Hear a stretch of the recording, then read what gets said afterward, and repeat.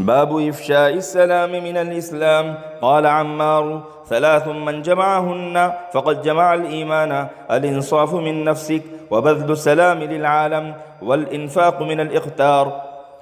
حدثنا قتيبة قال حدثنا الليث عن يزيد بن أبي حبيب عن أبي الخير عن عبد الله بن عمرو وأن رجلا سأل رسول الله صلى الله تعالى عليه وسلم: أي الإسلام خير؟ قال: تطعم الطعام وتقرأ السلام على من عرفت ومن لم تعرف. یہ باب ہے سلام کی اشاعت، سلام کو پھیلانا از جملہ اسلام ہے۔ حضرت عمار نے فرمایا 3 خصلتیں، 3 عادتیں ایسی ہیں جس شخص نے انہیں جمع کر لیا اس نے ایمان کامل کر لیا۔ نمبر 1 اپنے نفس سے انصاف کرنا، نمبر 2 سلام کو عالم میں پھیلانا، اور نمبر 3 تنگدستی کے باوجود اللہ کی راہ میں خرچ کرنا۔ اور اس سلسلے کی حدیث جو بیان کی گئی اس کا ترجمہ یہ ہے کہ حضرت عبداللہ بن عمرو سے روایت ہے کہ ایک شخص نے رسول اللہ صلی اللہ تعالیٰ علیہ وسلم سے پوچھا کون سا اسلام بہتر ہے؟ آپ نے فرمایا یہ کہ تم کھانا کھلاؤ اور متعارفین اور غیر متعارفین، جاننے والے اور نہ جاننے والے سب کو سلام کرو۔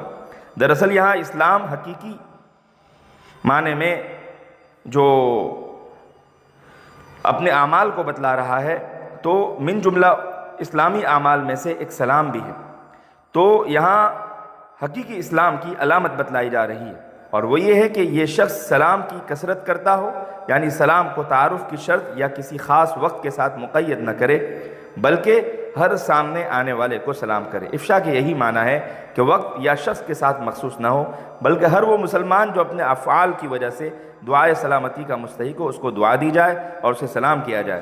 اس قید سے یہ بات بھی معلوم ہو جاتی ہے کہ اگر اس کے افعال اسے سلامتی کا مستحق نہ بناتے ہوں تو پھر اس کو اسلام کے اس عمل سے نوازنا اور اس کو سلام کرنا اور اس طرح دعائیہ جملہ دینا درست نہیں۔ مثلا کوئی شخص جوا، شطرنج، تاش یا شراب کے اندر مشغول ہو، کھلے عام فسق و فجور کرتا ہو تو وہ شخص مستحق کے سلام نہیں۔ لیکن اس کا ہرگز یہ مطلب نہیں کہ اس تقاضے میں تمام مسالے سے آنکھ بند کر لی جائے، بلکہ اگر وہی فاسق آدمی سامنے سے سلام کی ابتدا کرے تو پھر اسے جواب دینا چاہیے۔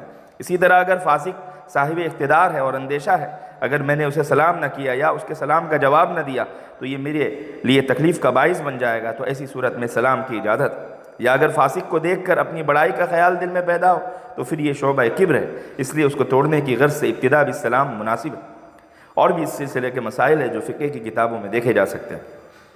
پھر یہ معاملہ تو مسلمان کا ہوا، اگر کوئی کافر سامنے سے سلام کرے تو پھر اسے مناسب الفاظ میں صرف وعلیکم کہہ کر جواب دے دے، کیونکہ اس میں بھی تالیف قلب ہے اور اسلامی اخلاق کا مظاہرہ ہے۔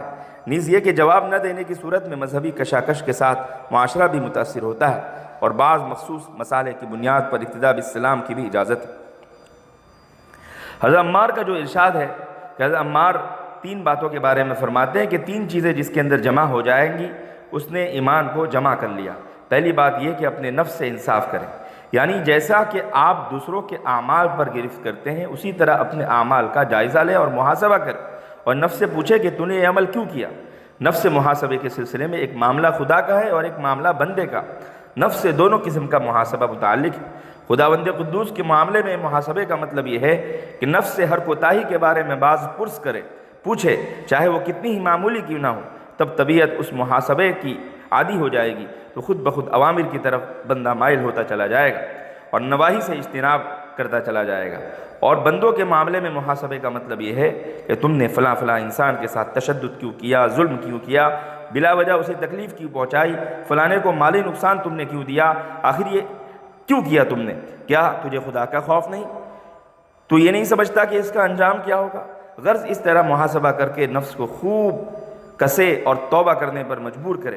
ایک معنی تو الانصاف من نفسک کے یہ ہے، اور دوسرے معنی یہ ہے کہ تمہارا نفس خود انصاف کرنے لگے اور وہ انصاف خود تمہارے نفس سے شروع ہو، یعنی خود تمہاری طبیعت میں انصاف پیدا ہونے لگے۔ دوسری خصلت جو بتلائی گئی وہ بذل السلام ہے، جو ترجمۃ الباب سے متعلق ہے، کہ اس کے اندر بخل نہ کرے بلکہ جتنا خرچ کر سکتے ہو کر۔ اس میں عالم کا لفظ استعمال کیا گیا جو یہ بتلا رہا ہے کہ سلام کا عموم اور شیوع مطلوب ہے۔ اس میں اپنے اور پرائے، متعارف اور غیر متعارف، دیسی اور پردیسی سب کو سلام کرے، کسی کی تفریق نہ کرے۔ اور تیسری چیز جو بتلائی گئی وہ یہ ہے کہ اللہ تعالیٰ کے راستے میں خوب خرچ کرے، حتیٰ کہ اپنی تنگی کے حالت میں بھی خرچ کرے۔ تو اس کے اندر بہت سارے معنی مراد لیے جا سکتے ہیں۔ تنگ دستی کے زمانے میں خرچ کرے یعنی قحط سالی کے زمانے میں لوگوں کی امداد کرے، اور دوسری صورت میں یہ ترجمہ بھی کیا جا سکتا ہے تنگ دستی کے باوجود خرچ کرے یعنی اپنا ہاتھ تنگ ہے پھر بھی دوسروں پر خرچ کرتا رہے۔ ظاہر ہے کہ جو شخص تنگ دستی میں بھی خرچ کرے گا وہ فراخی میں بھی ضرور خرچ کرے گا۔ مذکور چیز سے مسکوت کی اولیت معلوم ہوتی ہے، جیسا کہ ابن ماجہ میں ہے کہ صہیب اللہ کا اچھا بندہ ہے، اگر اسے خوف خدا بھی نہ ہوتا تب بھی معصیت نہ کرتا۔ اسی طرح یہاں بھی جب ایک انسان افطار یعنی تنگ دستی کی حالت میں خرچ کرتا ہے تو خوشحالی اور مال کی فراوانی کی حالت میں ضرور خرچ کرے گا۔ انفاق من الافطار میں اپنے اہل و عیال کا خرچ کرنا، مہمانوں کی مدارات کرنا، مسافرین کی خدمت کے مصارف میں پیسے لگانا، یہ ساری چیزیں آ جاتی ہیں۔ جو شخص ان اوصاف کا جامع ہوگا وہ کامل الایمان ہوگا۔ اللہ تعالی ہم سب کو ان اوصاف کا حامل بنائے۔